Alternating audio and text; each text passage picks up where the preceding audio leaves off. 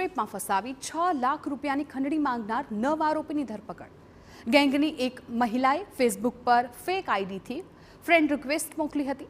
બાદમાં મહિલાએ WhatsApp chatting અને વોઇસ કોલ કરી એકાંત સ્થળે રૂબરૂ મુલાકાત ગોઠવી હતી। બાદમાં ગેંગના અન્ય સભ્યોએ ત્યાં આવી પહોંચી મહિલાના સગા તરીકે ઓળખ આપી સિનિયર સિટીઝનને મહિલા સાથે આડા સંબંધ હોવાના આક્ષેપો કર્યા હતા।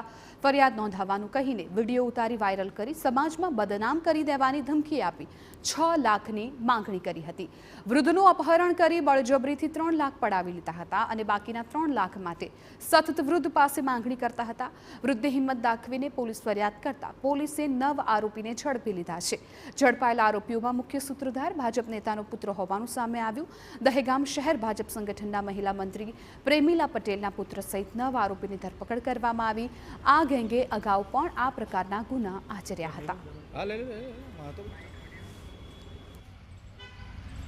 ખંડણી, અપહરણ, ગુનાહિત કાવતરું, મારવાની ધમકી અને આઈટી એક્ટ આ મુજબનો ગંભીર ગુનો દાખલ કરી અને અમારા કપડવંજ ટાઉન પીઆઈ દેવડા અને એમની સક્રિય ટીમ આ બધાએ આ ગેંગની અંદર સંકળાયેલા ટોટલ 9 આરોપીઓની ધરપકડ કરી અને મોટાભાગનો મુદ્દામાલ રિકવર કર્યો છે।